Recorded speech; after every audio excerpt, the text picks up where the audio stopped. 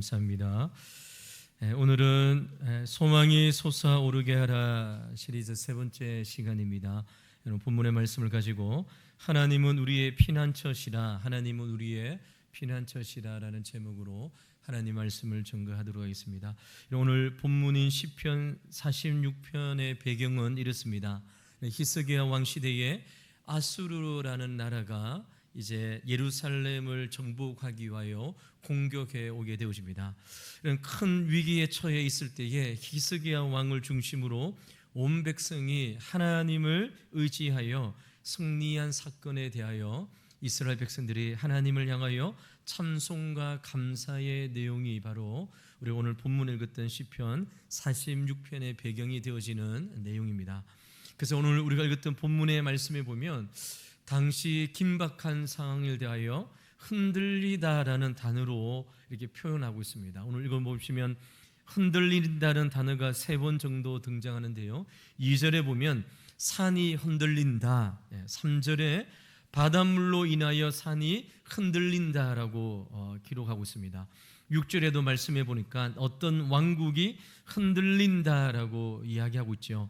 여기 흔들린다는 말은 단순히 자연재앙에 의한 이야기만 하는 것이 아니라 전쟁을 통하여 강력한 군대에 휩싸여 있는, 그래서 언제 성이 함락될지 모르는 일촉즉발의 위기 상황을 자연재해에 비유해서 기록한 말씀이죠. 아마 여러분, 이 시편에서 흔들린다는 이 표현은 우리가 살고 있는 이 시대를 대변하는 말이라고 생각합니다. 이 세상은 흔들리기 쉬운 곳이죠. 이 세상 그 어디에도 흔들림 없이 무엇인가 기준을 잡아서 살고 있는 곳은 단 한 곳도 없는 삶의 모습입니다. 이런 고난과 어려움으로 인해서 국가가 흔들리고 있습니다. 고난과 어려움을 통해서 개인의 삶도 흔들리고 있죠. 이런 국가의 어려움을 통하여, 우리 고난과 힘듦을 통하여 우리의 신앙마저도 흔들리는 시대가 바로 이 시대에 우리가 살아가는 성도의 삶의 대변을 하는 말씀이 아닌가 생각해 볼 수 있습니다. 흔들리는 시대에, 그래서 그 어디에 중심을 잡고 좌우에 흔들리지 않고 믿음으로 살아가기 정말 힘든 시대가 바로 이 시대의 삶의 모습이라는 것이죠. 그렇다면 여러분, 이 흔들리는 시대에 우리는 무엇을 의지하며 무엇을 어떻게 살아가야 될까요? 우리 오늘 이 본문의 말씀을 통하여 이 흔들리는 시대에 무엇을 의지하고 살아가야 될지 답을 구해 보도록 하겠습니다. 모든 것이 변하고 모든 것이 불안한 이 세상 속에서 하나님을 믿는 자로서 소망을 발견하시고 오늘 말씀을 통하여 이 흔들리는 삶 가운데에 중심이 되어 주시고 변함이 없으시는 그 하나님을 발견함으로 새 힘을 얻고 돌아가는 우리 귀한 성도님의 삶이 되시기를 주의 이름으로 간절히 소망을 드립니다. 그렇다면 여러분, 시편 46편의 1절부터 11절까지 긴 말씀인데요, 우리 긴 말씀을 다 살펴볼 시간이 없습니다. 가장 핵심적인 내용, 이 시편의 기자는 시편 46편의 말씀을 통하여 무엇을 힘주어 말하고 싶었을까요? 오늘 이 말씀을 먼저 살펴볼 것인데요, 이런 시편 46편에 셀라라는 단어를 한번 찾아보시기 바랍니다. 셀라라는 단어가 3절에 나와 있고 7절에 나와 있고 그리고 여러분 11절에 나와 있습니다. 그러면 오늘 시편 46편은 구조적으로 셀라를 기준으로 자연스럽게 3등분으로 나누어 줄 수 있다고 우리가 생각해 볼 수 있는 것이죠. 구조적으로 그렇습니다. 이 셀라라는 단어가 어떠한 뜻인가? 셀라라는 단어는 이러한 뜻이 있습니다. 기도를 하다가 찬송을 하다가 잠시 멈추어져서 앞의 내용을 깊이 한번 생각해 보라는 이러한 뜻을 담고 있습니다. 그래서 이런 셀라라는 단어와 또 이러면 시적으로 음악적으로 표현하면 쉼표와 같은 뜻이죠. 노래를 하다가 한 1막이 1장이 끝났습니다. 잠시 쉬었다가 2막으로 들어가기 전에 이 셀라라는 단어를 사용하게 되어집니다.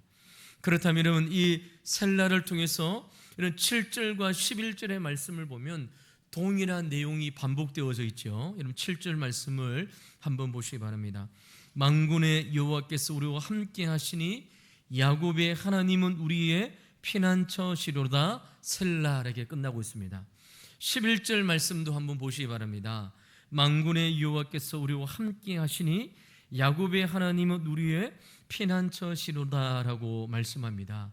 이런 이 7절과 11절에 통해서 동일한 내용이 반복되어져 있죠. 그럼 여러분 시편 기자는 오늘 시편 46편의 말씀을 통하여 무엇을 힘주어 찬송하고 노래하고 시로 표현하고 있습니까? 하나님은 우리의 피난처시다. 이것을 힘주어 지금 이야기하고 있는 것이죠. 여러분 7절과 11절의 반복적인 내용이 앞부분에는 등장하지 않는 것처럼 보이지만 이런 시편 46편 1절 말씀에 동일하게 반복되어져 있습니다. 1절 말씀에 보면 하나님은 우리의 피난처시요 힘이시니 환난 중에 만날 큰 도움이시라라고 말씀하고 있습니다.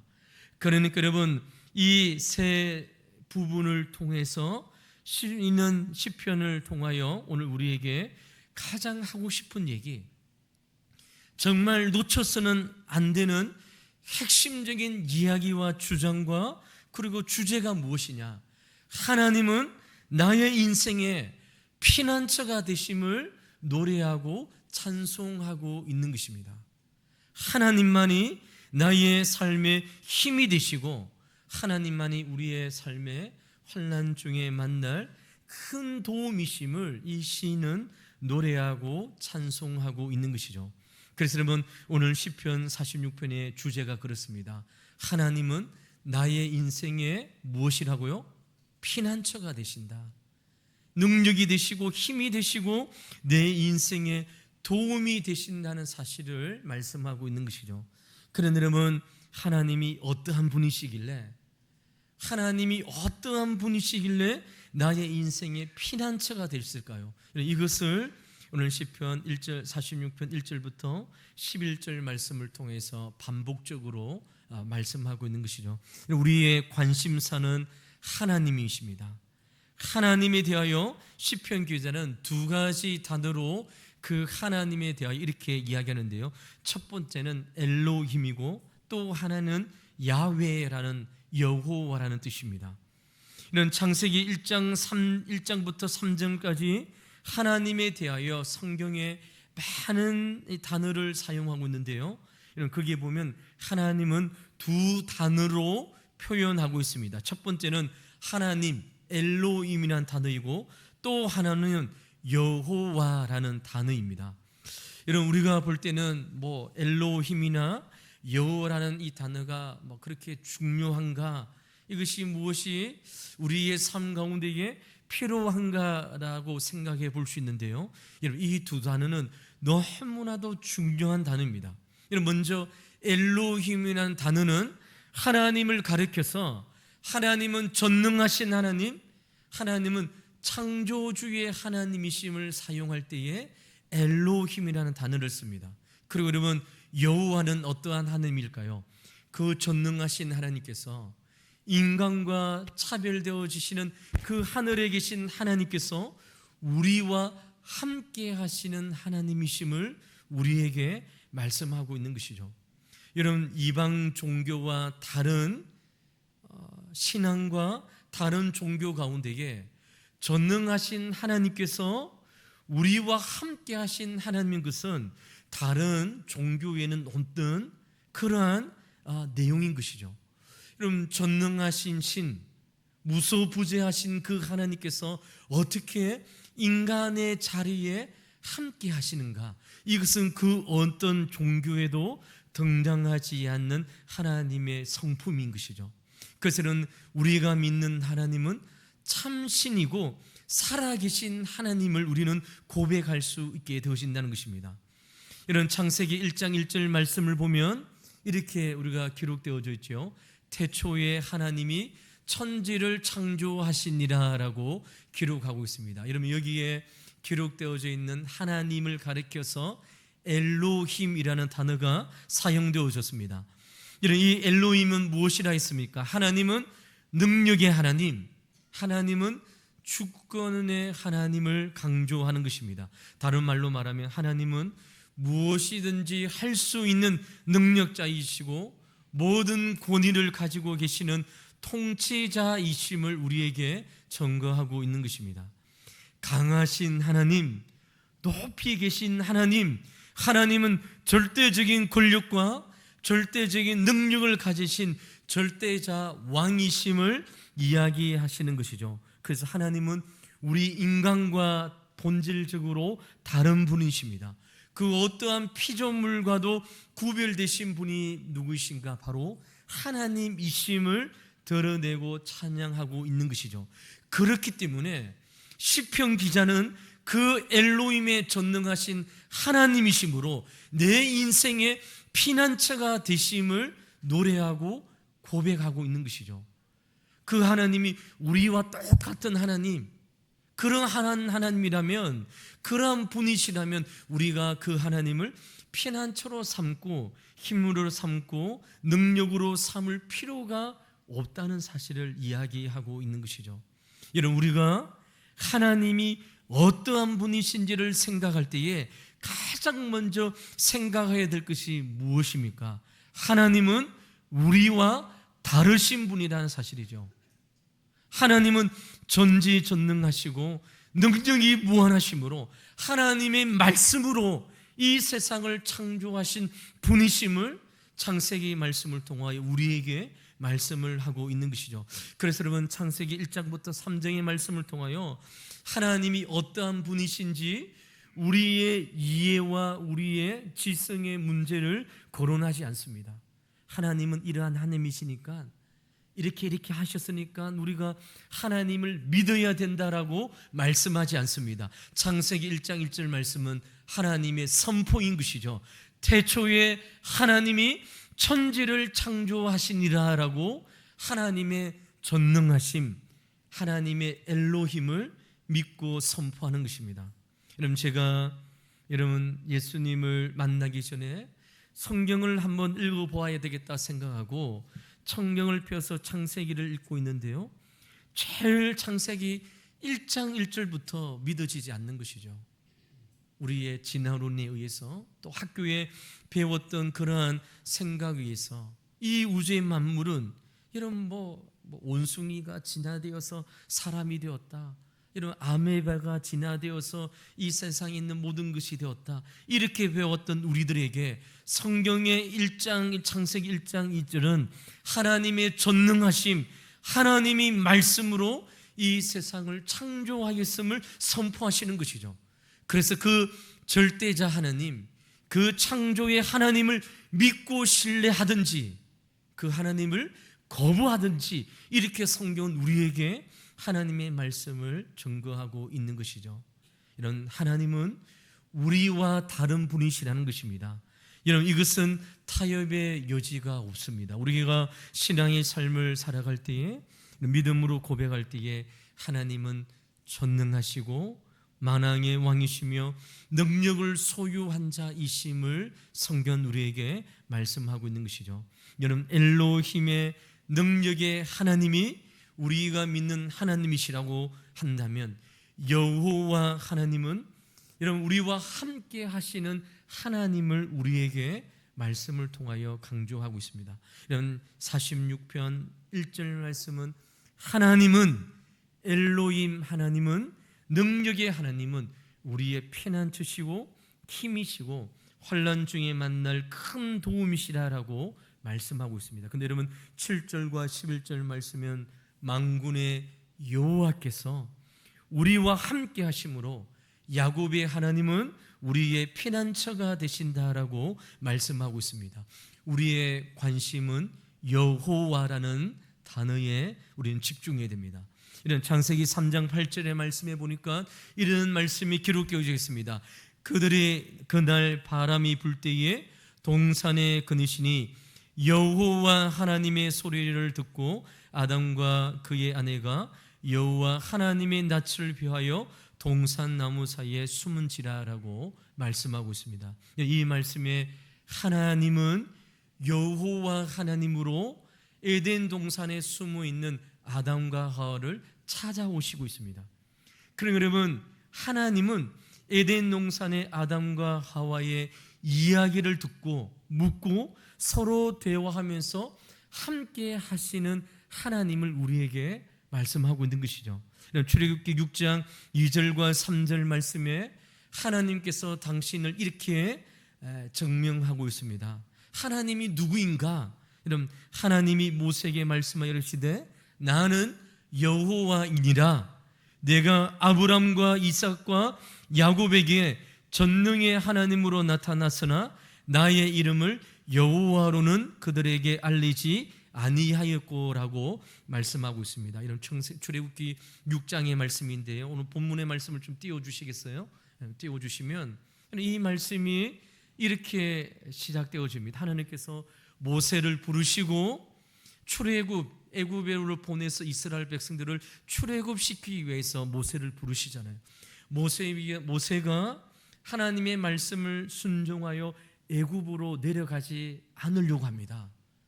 왜 그럴까요? 여러분, 430년 동안 이스라엘 백성들은 애굽에서 노예의 삶을 살면서 여러분, 아브람과 이삭과 야곱을 그들의 조상이 섬겼던 하나님의 음성과 하나님의 이야기를 잃어버렸던 백성입니다. 그래서 모세가 내가 바로 왕에게 또 이스라엘 백성들에게 가서 하나님의 뜻을 전할 때에 하나님이 누구이십니까? 지금 나에게 말씀하시는 당신이 어떠한 분이신지 나에게 당신의 어떠한 분이신지 알려달라고 이야기하는 내용입니다. 하나님께서 모세에게 무엇이라 말합니까? 나는 여호와라.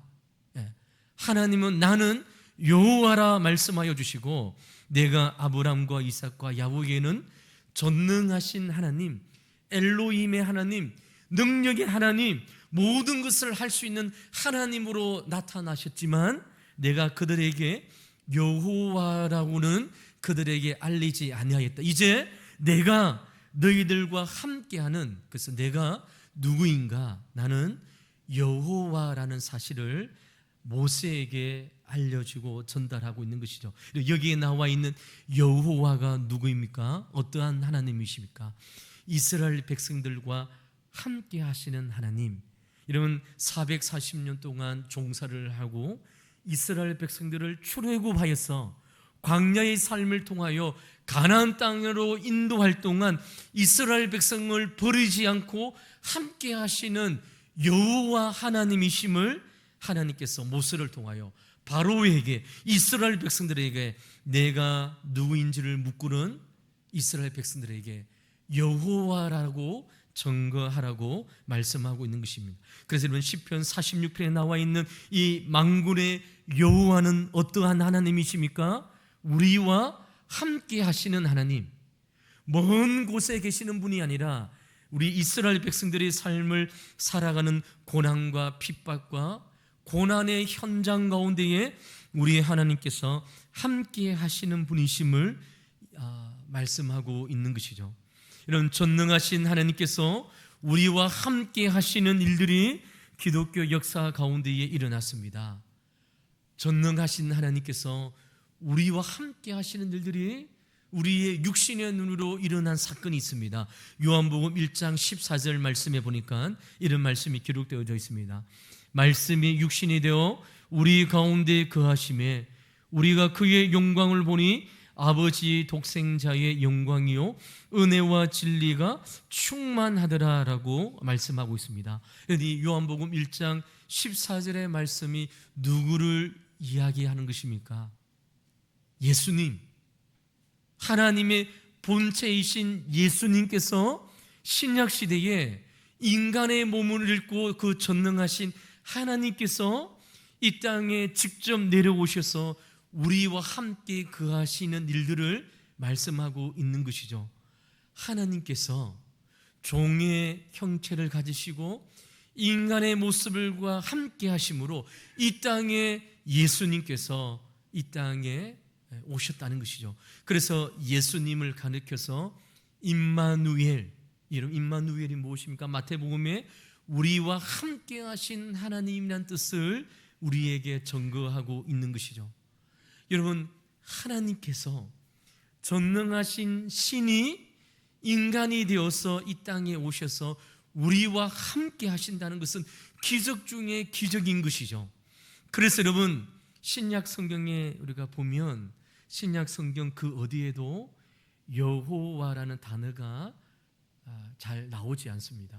저도 이제 신학교 가서 신학을 공부하고 성경을 공부하니까 구약 성경에는 여호와라는 단어가 계속 반복적으로 나옵니다. 나는 여호와다, 나는 여호와다. 내가 보이지 않는 하늘에 계신 분이시만 내가 너와 함께 하시는 여호와라는 사실을 이스라엘 백성들에게 계속 말씀으로 증거합니다. 그런데 여러분, 신약 성경에는 여호와라는 단어가 등장하지 않습니다. 그 보이지 않는 하나님이 인간의 육체를 입고 이 땅에 오셨다는 것이죠. 임마누엘 되신 예수님께서 우리와 함께 하심으로 우리의 공생의 삶 가운데에 이런 사람들이 살아가는 고난과 핍박과 병든 장소에, 그리고 그러면 고난의 삶 가운데에 하나님이신 그분이 우리와 함께 하셨습니다. 이런 예수님께서 십자가에 못 박혀 죽으시고 하늘에 성천하시고 하나님 우편에 앉아 계십니다. 그러면 여러분, 우리와 함께 하지 않습니까? 결코 그렇지 않지요. 예수님을 믿는 우리 심령 가운데에 성령 하나님을 보내주셔서 이 믿음의 삶을 살아갈 때에 하나님과 동떨어진 삶이 아니라 우리 심령 가운데에 보혜사 성령이 내주하심으로 우리와 땅끝까지 함께 하시겠다, 우리와 약속해 주셨다는 것입니다. 이것이 바로 여호와 만군의 하나님이심을 우리에게 증거하고 있는 것이죠. 그래서 오늘 본문 시편 46편 7절과 10절 말씀을 다시 한번 보시기 바랍니다. 만군의 여호와께서 우리와 함께 하시니 야곱의 하나님은 우리의 피난처가 충분하게 되신다는 사실을 우리에게 힘써 증거하고 있는 것이죠. 사랑하는 성도 여러분, 오늘 이 말씀을 통하여 우리는 절대로 놓치지만 말아야 될 두 가지를 기억하게 되어집니다. 첫 번째로, 하나님은 전능하신 분이시다. 하나님은요, 우리가 생각하는 그 정도의 수준의 하나님이 아니시라는 것입니다. 만물을 말씀으로 창조하신 창조주 능력의 하나님이십니다. 그러나 그 전능하신 하나님은 우리의 삶의 자리에, 우리의 고난의 자리에, 우리의 핍박의 자리에, 우리의 힘든 삶의 자리에 우리와 함께 하시는 임마누엘 되시는 하나님이심을 우리에게 증거하고 있는 것이죠. 그러므로 그 하나님은 우리의 피난처가 충분하심을 이 시편 기자는 우리에게 찬송으로 하나님 앞에 영광을 올려드리는 것이죠. 사랑하는 성도는 이러한 하나님에 대하여 생각할 때에 우리는 분명한 결론을 내릴 수 있습니다. 이 시편 46편의 기자처럼, 이 시처럼 그분이 전능하신 하나님이라면 우리는 이러한 결론을 내릴 수 있는 것이죠. 이런 시편 46편 1절 말씀을 우리 같이 한번 믿음으로 고백하도록 하겠습니다. 시작. 하나님은 우리의 피난처시요 힘이시니 환난 중에 만날 큰 도움이시라. 아멘. 하나님은 나의 피난처가 충분히 되신다는 것입니다. 하나님은 나의 힘이십니다. 하나님은 나의 도움이 되신 분이심을 시편 기자는 우리의 삶을 통하여 이제 우리가 믿음으로 하나님 앞에 고백하기를 주님께서 기뻐하신다는 사실을 우리에게 말씀하고 있는 것이죠. 하나님은 나의 삶 가운데 피난처 있습니다. 여러분, 나를 곤란하게 만드는 상황 가운데에 벗어날 수 있는 유일한 출구가 되어주시는 것이죠. 여러분, 숨을 수 있도록 우리의 삶을 인도해 주시는 피난처 장소가 되어 주십니다. 이런 다윗은 사울을 피하여 광야의 삶을 살아갈 때에 바위 틈이나 동굴 가운데 피하여 잠시 그의 목숨을 유지했습니다. 그럴 때마다 다윗은 하나님을 향하여 이 광야의 삶 가운데에 피할 수 있는 유일한 길이 하나님이심을 믿고 하나님이 내 삶 가운데에 피난처이심을 노래하겠습니다. 그리고 여러분, 오늘 본문에 하나님은 힘이시라라고 말씀하고 있는 것이죠. 여러분, 하나님이 나의 피난처가 되시는데 실제적으로 위험으로부터 보호할 수 있는 힘이 없다면 그분은 우리의 피난처가 될 수 없습니다. 그러나 여러분, 하나님은 우리를 보호할 수 있는 힘을 가지신 분인 것이죠. 엘로힘 하나님, 전능하신 하나님, 말씀으로 천지를 창조하셨던 그 하나님이 우리가 예배를 드리고 이 시간 하나님 앞에 찬양을 받는 그 하나님을 주님께서 우리에게 말씀하고 있는 것이죠. 하나님은 엘로힘 하나님입니다. 그래서 우리는 그 하나님을 믿을 때 하나님 앞에 나아 도움을 구할 수 있는 충분한 분이심을 우리에게 말씀하고 있는 것입니다. 사랑하는 성도 여러분, 지금 이 자리에 물에 빠져 죽어가는 사람이 있습니다. 이 사람에게 무엇이 필요할까요? 이런 수영 코치가를 데리고 와요. 이런 물에 빠져 죽어가는 사람에게 이런 수영을 가르쳐 주기 위해서 이렇게 수영하세요, 몸에 힘을 빼세요, 이렇게 아무리 수영 코치가 가르쳐 준다고 해도 물에 빠져 죽어가는 사람에게는 힘이 될 수 없습니다. 여러분, 물에 빠져 죽어가는 사람에게 치어리더가 와서 힘을 내라고 아무리 열심히 응원한데도 이 물에 빠져 죽어가는 사람의 도움이 될까요? 결코 도움이 될 수 없는 것이죠. 이런 물에 빠져 죽어가는 자들에게 심리학자가 와서 물에 빠져가는 당시의 사람들의 심리에 대하여 아무리 강의를 하고 아무리 필요한 것을 제공한다고 하더라도 물에 빠져 죽어가는 사람들에게 심리학자 또 다른 사람은 아무런 도움이 필요하지 않습니다. 이런 물에 빠져 죽어가는 사람에게 필요한 힘과 피난처와 도움이 되는 사람이 누굴까요? 바로 구조 요원이 필요한 것이죠. 여러분, 구조 요원만 필요하면 어떠한 사람이라도 이제 삶을 살게 되어지는 것입니다. 그가 수영을 못한다고 하더라도, 그가 여러분 급류에 떠내려가는 사람인다고 할지라도 구조 요원만 있으면 그 사람은 살 수 있는 희망과 소망을 가진 자인 것이죠. 물에 빠져 죽어가는 자를 살릴 수 있는 유일한 힘과 도움은 바로 구조 요원이라는 것입니다. 바로 그 하나님께서 우리의 삶 가운데에 피난처가 되시고 힘이 되시고 능력이 되어주시고 도움이 되심으로 이 믿음의 삶을 살아갈 때에 흔들리고 좌우가, 그래서 그 어디에 나의 삶의 중심을 뒀고 살아가기 힘든 이 마지막 시대에 하나님께서 우리의 피난처가 되시고 힘이 되어주시고 도움이 되시니 주님을 의지하고 믿음으로 살아갈 것을 우리에게 말씀을 통하여 도전하고 있는 것입니다. 사랑하는 성도 여러분, 이제 말씀을 맺도록 하겠습니다. 사랑하는 성도 여러분, 여러분의 인생과 삶 가운데에 오늘 예배를 받으시는 그 하나님은 어떠한 분이십니까? 하나님이 한갓 인형에 불과하신 하나님입니까?